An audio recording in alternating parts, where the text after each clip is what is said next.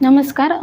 मी मनीषा ज्ञानेश्वर मोरमारे आणि ह्या माझ्या मैत्रिणी आहेत. मी मावळ तालुक्याची आणि ह्या बाकीच्या जुन्नर तालुका प्लस जुन्नर, कोरेगाव आणि हे भीमाशंकरच्या आहेत. आणि माझं ॲडमिशन झाले पण यांचं ॲडमिशन अजून झालेलं नाही आणि त्यांना शक्य पण नाही भीमाशंकरवरून पुण्या ठिकाणी जाणं, रोज अपडाऊन करणं. तर यांचा पण ॲडमिशनचा मुद्दा आहे आणि प्लस आमच्या बेसिक मागण्यासुद्धा आहेत. किती मुलांचं ॲडमिशन नाही झालेलं असं किती लोक आहेत? अजून भरपूर जण आहेत की त्यांचं ॲडमिशन अजून झालं नाही. मास्टरवाल्यांचं सुद्धा झालेलं नाही. आणि प्लस वाकड हॉस्टेलचं जर म्हणायला गेलं तर तिथं स्टाफसुद्धा नाही. मी जेव्हा हॉस्टेलमध्ये गेले ना, माझं ॲडमिशन झालं तेव्हा राहायला, तर तिथे स्टाफसुद्धा नव्हता. तर अक्षरशः तिथं पूर्ण बाथरूम वगैरे स्वच्छसुद्धा नव्हतं आणि स्टाफ नसल्यामुळे मॅडम बोलतात की आम्ही आत्ताच रूमा रिकाम्या करू, उद्याच रूमा रिकाम्या करू. अक्षरशः आम्ही मुलींनी त्या गाद्या बाहेर काढून आम्ही रूमा रिकाम्या केल्या आणि शिफ्ट झालो तिथे राहण्यासाठी. आणि असे भरपूर मुले आहेत की त्यांचं अजून ॲडमिशनसुद्धा झालेलं नाही. आणि वॉर्डन मॅडम बोलतात की आम्ही प्रोफेशनलची लिस्ट लावणार आहे. आणि बाकीच्या मुलींनी काय करायचं की अपडाऊन करायचं का पुणे ठिकाणी. तुझं काय म्हणणं आहे? आम्हाला हॉस्टेलला ॲडमिशन भेटलं नाही. एफवायच्या फक्त 8 मुली घेतल्यात तिथे आणि आम्हाला आमचं ॲडमिशन व्हायला पाहिजे. तुला काय सांगायचं? मला एवढंच सांगायचे का आमचे नंबर लागले पाहिजे हॉस्टेलला. आम्हाला कोपरे इथून पुण्याला येणं जमणार नाही.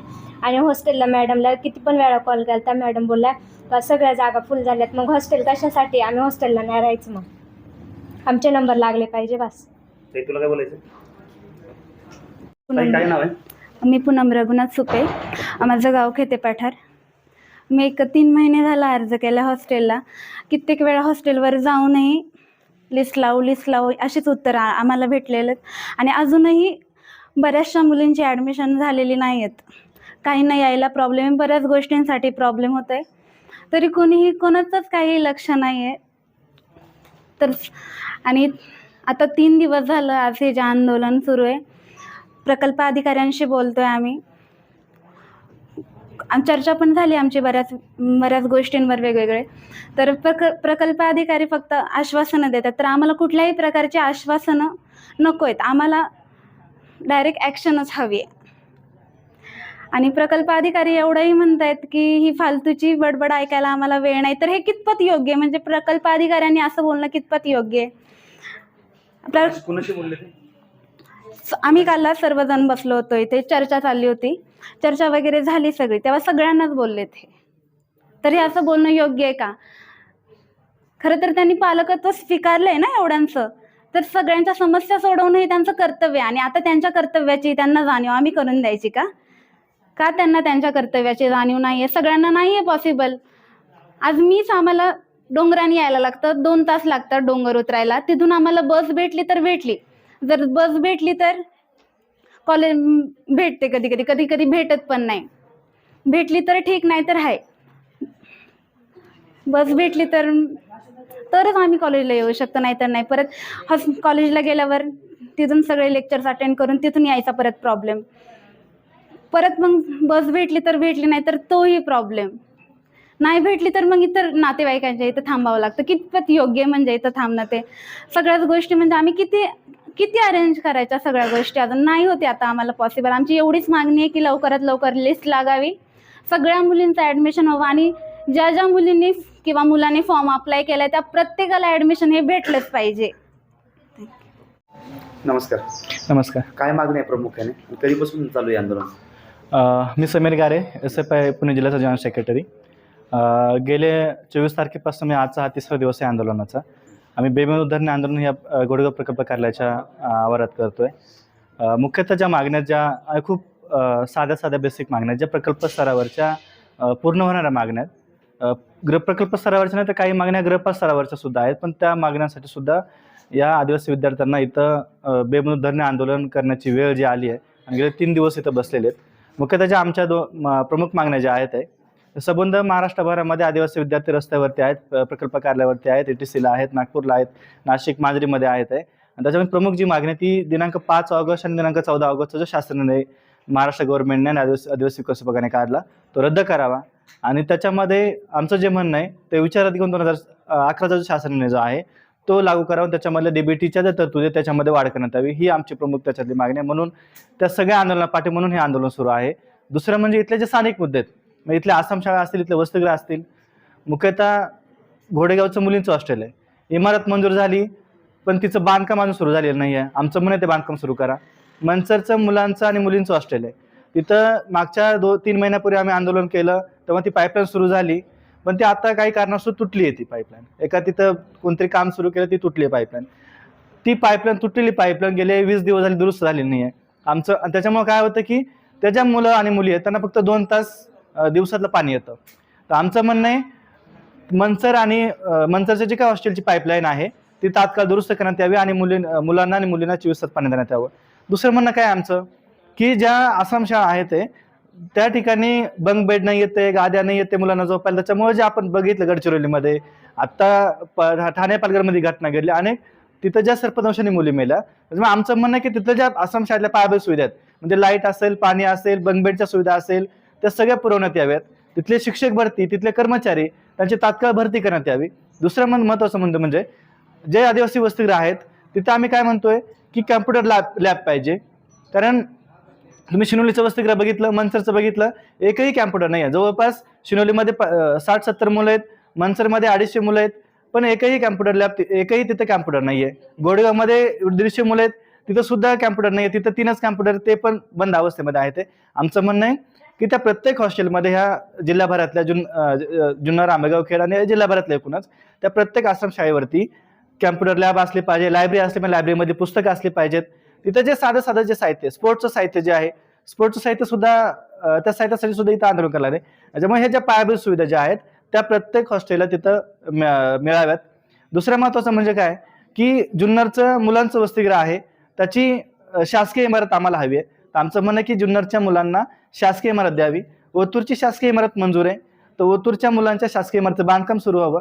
अशा ज्या एकूण सगळ्या ज्या मागण्या इथल्या स्थानिक जे मुद्दे आहेत ते. आणि दुसरं म्हणजे की ज्या मुलांनी या जिल्हाभरामध्ये प्रकल्प कार्यालयाच्या अंतर्गत ज्या मुलांनी वसतिगृहासाठी प्रवेश अर्ज केलेला आहे त्या प्रत्येक मुलाला, प्रत्येक मुलीला वसतिगृहासाठी ऍडमिशन मिळालं पाहिजे. आणि जागा रिक्त असून सुद्धा हे प्रकल्प कार्यालय त्या मेरिट लिस्ट लावत नाहीये. आमचं म्हणणं आहे रिक्त जागा आहे त्या जवळपास 4404 जागा रिक्त आहेत, मंजूर क्षमता आहे. त्याच्यामध्ये अनेक जागा रिक्त आहेत पण वाकड असेल, मनसर असेल, पुणे सिटीमध्ये जे हॉस्टेल आहे ते, इतर ठिकाणचे हॉस्टेल जे आहे ते तिथं अजूनही मेरिट लिस्ट लावलेली नाही. तर आमचं म्हणणं ती मेरिट लिस्ट लावण्यात यावी आणि त्या प्रत्येक मुलीला ज्याने आमचं म्हणणं मागेल त्या मुलाला आणि मुलीला वसतिगृहासाठी प्रवेश मिळावा. या एकूणच या मागण्यासाठी हे बेबंद धरणे आंदोलन गेले 3 दिवस चालू आहे. प्रकल्पाधिकाऱ्यांना आमच्यासोबत चर्चा करायला काही वेळ नाही आहे. त्यांनी काल म्हटलं की ही फालतूची बडबड आहे, ते आम्हाला फालतूची बडबड ऐकायला आम्हाला काही वेळ नाही आहे. ही काय फालतूची बडबड आहे का? इथल्या आदिवासींच्या तुम्ही इथले पालकत्व आहात, एक अधिक जबाबदारी अधिकारी आहात आणि तुमचं कर्तव्य बनतं की इथल्या मुद्द्यांवरती सोल्युशन काढणं. आणि तुम्ही प्लस म्हणता की इथले फालतूची बडबड आहे. ही फालतूची बडबड नाही आहे साहेब. तुम्ही लक्ष द्या, आश्रमशाळांचं आणि वसतिगृहांचं वास्तव बघा आणि त्या वास्तवाला धरून तुम्ही योग्य ती कारवाई करा. आमचं म्हणणं आहे आश्वासन नाही, आता अंमलबजावणी करा, आम्ही इथून उठू. आता आश्वासन नाही तुम्ही 10 दिवसात करणार, पत्र देणार, अजिबात नाही. आश्वासन अजिबात नाही. आम्हाला आता अंमलबजावणी पाहिजे, हेच आमचं म्हणणं आहे. आता दादा काय नाव आहे? माझं नाव रोहन बारकू केंगले. मी इथं गोडेगावमध्ये कॉटमदरे हॉस्टेलला राहतोय. इथं आमच्या अशा समस्या आहेत की गृहपाल व्यवस्थित राहते ना, हॉस्टेलमध्ये येते नाही टायमावरती, डबल कॅम्प्युटर नाही, डबल आरोग्य तपासणी नीटवाणी होत नाही. त्याच्यानंतर काय आमची मागणी असते ते खेळाचं क्रीडा साहित्य, डबल असे क्रीडा साहित्य आणि मेसबद्दल काय आमचे असते ते सर आम्ही त्यांना सांगायला गेलो का ते आमच्या ऐकून घेते नाही. आणि इथं आम्ही प्रकल्प कार्यालय आंदोलन करतोय 3 दिवस झाले. ते मात्र असे बोलतात की हे तुमचे प्रश्न आम्ही नाही का, हे फालतू प्रश्न आम्ही ऐकून घेणार नाही, असं तसं बोलतात. इथंच थांबतो. काय नाव आहे तुमचं? मी प्रतिमा वडेकर. मी आता मनसर हॉस्टेलची विद्यार्थिनी आहे. गाव कुठलं तुझं? आवपे. ओके, बरं. हो, तर कुठे हॉस्टेलला? मी मनसर हॉस्टेलला आहे. आणि काय अडचणी आता? आम्हाला पाण्याच्या अडचणी. आम्हाला पहिले मी 11वीपासून हॉस्टेलला आहे मनसरला. तर तिथे पहिले पाणीच नव्हतं, 2-3 तास यायचं आणि त्यानंतर ह्या वर्षीच पाईपलाईन केली तर ती पण आता फुटले. 15-20 दिवस झाले व्यवस्थित पाणी नाहीत आम्हाला. 2-3 दिवसांपूर्वी आपल्याकडे आमदार साहेब आले होते. हो त्यांनी पाहणी केली, त्या ठिकाणी सगळं ठीकठाक होतं. हो, ते आमदार साहेब येणार होते. तर आमच्या हॉस्टेलमध्ये सगळी साफसफाई, पाणी वगैरे सगळं होतं. मुलींना सगळं सांगून ठेवलं होतं की हे करा, हे ते करा. मावशी म्हणजे लवकर आमदार आल्या साहेबांना होत्या. तक्रार करू नका असं होतं का ते? हो, म्हणजे आमदार साहेब आले, म्हणजे सांगितलं, म्हणजे मॅडमने आधीच सगळ्यांना मुलींना घेतलेले की उद्या आमदार साहेब येणार आहेत, तर असं असं करा, तसं करा. मावशींना लवकर बोलून घेतलं, साफसफाई वगैरे सगळी स्वच्छता पण केली. तिकडे साहेब जे होते ते बराच काळ होते, मग तुम्ही का नाही बोलले साहेबांना डायरेक्टली? नाही, ते साहेब आले, थोड्या वेळ उभे राहिले आणि मग लगेच मुलांच्या हॉस्टेलला गेले. या माध्यमातून तुम्ही काय सांगाल साहेबांना, आमदारांना काय सांगाल? तर त्यांना असं म्हणणं आहे की आमदार साहेब जेव्हा यायचे होते तेव्हा हा. त्यांनी सगळी साफसफाई केली होती असं म्हणायचंय का मग? हो, ते येणार होते म्हणून सगळ्या हॉस्टेलची साफसफाई केली होती. नाही तर हॉस्टेल आमचं रोज क्लीन होतच नाही, ते कधीतरीच केलं जातं. तर काय काय अडचणी येते? आता स्वच्छतेची अडचण होती, पाण्याची. आम्हाला खिडक्या वगैरे तुटल्या होत्या, आम्हाला डस्टबिन, झाडू वगैरे काहीच नव्हतं, तर त्याच्या समस्या आहेत. म्हणजे आमदार साहेब यायचे होते, मॅडमने सांगितलं काही कोणी तक्रार करू नका असं. हो, पण तुम्ही त्यांना मानायला पाहिजे होतं ना की असे असे प्रॉब्लेम्स आहेत म्हणून. आम्ही मॅडमला सांगितलं होतं आणि ते आमदार साहेब आले, ते लय टाईम थांबलेच नाही, तर त्यामुळे काही मानता नाही. तुमचा व्हिडिओ आता ते स्वतः पाहतात, काय सांगा तुम्ही, सांगा आता काय तक्रारी सांगा तुम्ही आता. आम्हाला पाणी व्यवस्थित 24 तास आलं पाहिजे. आम्हाला कर्मचारी वाढून दिले की स्वच्छता वगैरे सगळी व्यवस्थित केली पाहिजे. पण तुम्ही त्यावेळेस साहेब जेव्हा आलते तेव्हा ही मांडणी करायला पाहिजे होती की साहेब असं असं होतंय म्हणून. तेव्हा कोणच काही बोललं नाही त्यांच्यासमोर. ते आले, त्यांनी विचारलं सगळं व्यवस्थित आहे का, कसं काय, तर मुलींनी व्यवस्थित सगळे, सांगितलं सगळ्यांनी मग? हो, सगळ्यांनी व्यवस्थित सांगितलं. याचं कारण कारण काय असं कोणाचा दबाव होता का मग? नाही, दबाव मग जेव्हा तुम्हाला आमदारांनी विचारलं तेव्हा तुम्ही सगळ्यांनी बोललात तेव्हा की खूप छान चालू आहे सगळं, ओके, काय अडचण नाही, सगळं बोललात ना? हो बोललात ना? हो, मग कसं तर अडचण तुम्ही बोलला का नाही तेव्हा? मग असंच मॅडमने आम्हाला सांगितलं होतं मॅडम ना. सांगितलं होतं, हो. ओके, म्हणून नाही बोललात. बरं बरं, ठीक आहे. काय होणं गरजेचं सांगा, हं? काय होणं गरजेचं आहे? पाणी पाणी होणं. पाणी आणि स्वच्छता वगैरे, जेवण खाऊन सगळं व्यवस्थित. ते बोला. नमस्कार. आम्ही इथे आजचा 3रा दिवस आहे. आमचा बेमुदत धरणे आंदोलन घोडेगाव प्रकल्प कार्यालय येथे सुरू आहे. आम्ही साध्या बेसिक मागण्यांना घेऊन इथे बसलो आहे. जसं की आम्हाला कॉम्प्युटर लॅब हवी, आरोग्य तपासणी व्यवस्थित झालं पाहिजे, साधा पाण्याच्या पाईपलाईनचं एक मंचर कुठल्या हॉस्टेलचं. हॉस्टेलला? माझं सध्या ॲडमिशन नाही झालं. आता माझं कॅप राऊंडचं चालू आहे. माझं अजून हॉस्टेलला ॲडमिशन नाही झालं. तर मी विद्यार्थ्यांचे प्रतिनिधी म्हणून बोलते.